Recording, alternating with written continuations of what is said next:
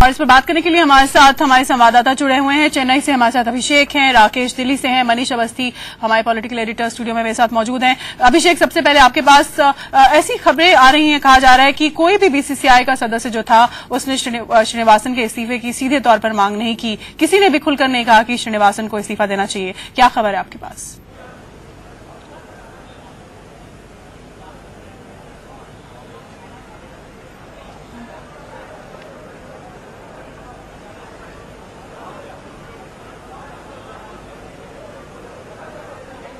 देखिए, जरूर इसमें पूरी सच्चाई कह सकते हैं इसमें नहीं है। जरूर तमाम लोग सदस्य ऐसे थे जिन लोगों ने तमाम मांगे की कि बीसीसीआई का जो अध्यक्ष है श्रीनिवासन, उनको इस्तीफा दे देना चाहिए। और यहाँ तक बात बल्कि नौबत आ गई थी कि वोटिंग की नौबत आ गई थी, क्योंकि जो एजीएम बैठक बुलाएंगे, एजीएम होती है, उसको बुलाने की जो बात चल रही थी कि हम वोटिंग करेंगे, वोटिंग के बाद हम एजीएम बुलाने की बात करेंगे। लेकिन हालांकि वोटिंग नहीं हो पाई, लेकिन तमाम लोग हैं, चाहे वो बिंद्रा की बात हो, चाहे अन्य तमाम लोग हों, तमाम लोगों ने बकायदा इस एक सुर में विरोध किया कि श्रीनिवासन को इस्तीफा दे देना चाहिए, बहुत ज्यादा गड़बड़ी हो रही है। लेकिन हाँ, पूरे मीटिंग में करीब कर सकते हैं करीब 2-2.5 घंटे की जो मीटिंग चली, उस मीटिंग में बकायदा श्रीनिवासन ने अपने आप को डिफेंड किया, बचाव किया, और भरपूर बचाव क्या कह सकते हैं पूरे मामले को लेकर। उनका कहना था कि अगर हमारे दामाद के ऊपर बुकीज से संबंध रखने का आरोप है या फिर मैच फिक्सिंग का आरोप है, उसके लिए मैं कोई जिम्मेदार नहीं हो सकता या मैं इस्तीफा नहीं दे सकता। और साफ तौर पर उन्होंने इस 2 घंटे तक बकायदा लगातार लड़ाई लड़ी, और लड़ाई लड़ने के बाद क्योंकि वो लगातार कई दिन से अपना अड़ियल रुख जो है इख्तियार किए हुए हैं। अभिषेक,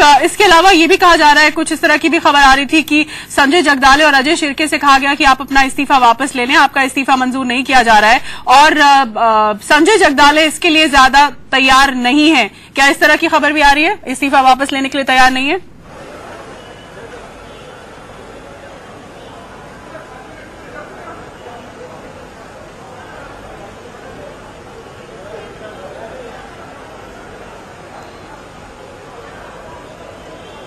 बिल्कुल, देखिए, दो लोगों ने, बल्कि यहाँ तक कि राजीव शुक्ला ने भी जो इस्तीफा दिया, उसके लिए भी बकायदा वर्किंग कमेटी में ये चर्चा हुई कि राजीव शुक्ला का भी इस्तीफा वापस लेना चाहिए। लेकिन जिस तरह से आज सिरके यहाँ पे आए हुए थे, उसके बाद संजय जगदाले हालांकि इस मीटिंग में मौजूद नहीं थे, तो जाहिर सी बात है कि इन दोनों के मान मनोबल की बातचीत चल रही है कि दोनों लोग मान जाएं और बीसीसीआई की वर्किंग कमेटी में फिर से लौट आए, और जो जिस पहले से काम चल रहा है वो काम करें। लेकिन इस बारे में कोई अभी तक उनकी तरफ से कोई निर्णय नहीं लिया गया। लेकिन हाँ, संजय जगदाले ने साफ तौर मना कर दिया है कि वो अपनी इस्तीफा वापस नहीं लेंगे। रही बात सिरके की, सिरके खुद मीटिंग में मौजूद थे, अब वो अपना इस्तीफा वापस लेते हैं या नहीं लेते हैं वह समय बताएगा। लेकिन साफ है कि इन तमाम बातों पर दोपहर चर्चा हुई, लेकिन सबसे कहीं जीत अगर किसी की हुई तो वो श्रीनिवासन की हुई, क्योंकि श्रीनिवासन ने अपनी हार नहीं मानी और अपने पेपर नहीं डाले आज।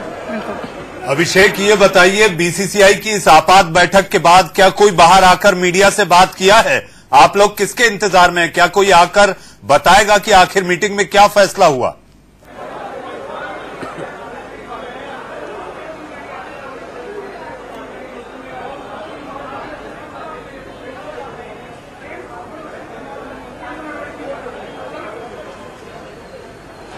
बिल्कुल मनीष जी, देखिए, इसी इंतजार में हम सभी मीडिया वाले हैं। बल्कि आप सीधे चित्रों में देख सकते हैं बकायदा पीछे कि यह वही है जहां पे मीडिया का बकायदा पूरा जमावड़ा लगा हुआ है कि हम यहाँ पे मौजूद हैं, और यह कोशिश कर रहे हैं कि श्रीनिवासन आए या फिर जो बीसीसीआई कोई अधिकारी आए और यह एक बात बताया कि आखिरकार इतनी लंबी मीटिंग चली, जो मैराथन मीटिंग चली है, उसमें एक आखिरकार फैसला लिया क्या गया है। लेकिन अब तक कोई भी बीसीसीआई का अधिकारी बाहर नहीं निकला है और कोई इस पर मामले पर अब तक आधिकारिक बात नहीं की है कि आखिरकार फैसला लिया क्या गया है। तो जाहिर सी बात है कि इस पर मामले पर फैसला क्या होगा, क्या लिया गया होगा, इस पर अभी तक असमंजस बरकरार है। लेकिन जाहिर बात सूत्रों के अगर माने तो इस पर मामले पर कहीं न कहीं एक बड़ा फैसला लिया गया है, और श्रीनिवासन ने जो पेपर डालने की बात थी, पेपर अपने नहीं डाले हैं और अपने अड़ियल रवैये पे वो लगातार अड़े रहे हैं कि कहीं न कहीं उनको जो बीसीसीआई का जो अध्यक्ष पद है वो उनसे न छिन जाए, भले ही सितंबर तक रहे हो, सितंबर तक उनके नाम पर अध्यक्ष पद बरकरार रहे। बिल्कुल। राकेश, हमारे संवाददाता दिल्ली से हमारे साथ जुड़ गए हैं। राकेश, दिल्ली में जो दिग्गज बैठे थे, जो वीडियो कॉन्फ्रेंसिंग के जरिए इस बैठक में हिस्सा ले रहे थे, तमाम वो दिग्गज नेता, अनुराग ठाकुर, अरुण जेटली, राजीव शुक्ला, कोई कुछ नहीं कर पाया। श्रीनिवासन जस के तस बने हुए हैं और जो कॉम्प्रोमाइज फॉर्मूला निकाला गया है वो पूरी तरह से उन्हीं के हक में है। देखिए, साफ तौर पर शीतल, करीब 1 बजे जो अरुण जेटली हैं, अरुण जेटली यहाँ पर ताजमान सिंह होटल पहुंचे थे और वीडियो कॉन्फ्रेंसिंग के जरिए जब अपनी बात रख रहे थे तो सीधे तौर पर जो सूत्रों से हमें जानकारी मिल रही है, उन्होंने कभी श्रीनिवासन से इस्तीफे की बात नहीं की।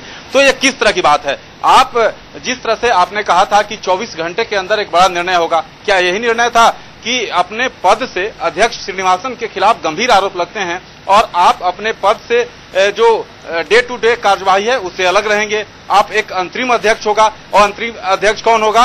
वो भी डालमिया होंगे जो कि नजदीक हैं श्रीनिवासन के। तो ये साफ तौर पर किस तरह की बातें, और जो अनुराग ठाकुर या जिस तरह से बातें अरुण जेटली ने बातें रखी हैं, तो उसमें कहीं कठोर शब्दों का प्रयोग नहीं किया गया है। तो ये झलकाता है कि आखिरकार ये नेता बोलते बाहर कुछ हैं, अंदर जब सामने बातें होती हैं, और खासकर श्रीनिवासन से जब बातचीत हो रही थी, जब वीडियो कॉन्फ्रेंसिंग के जरिए जो बातें रख रहे थे, उसमें सीधे तौर पर कहीं नहीं कहीं उनकी ओर से इस्तीफे की जोर नहीं दिया जा रहा था, इस्तीफे पर बात नहीं की जा रही थी। तो ये किस तरह के संकेत देने की कोशिश, ये कहीं ना कहीं सवालिया निशान खड़ा कर रहा है इन नेताओं के मंसूबे पर।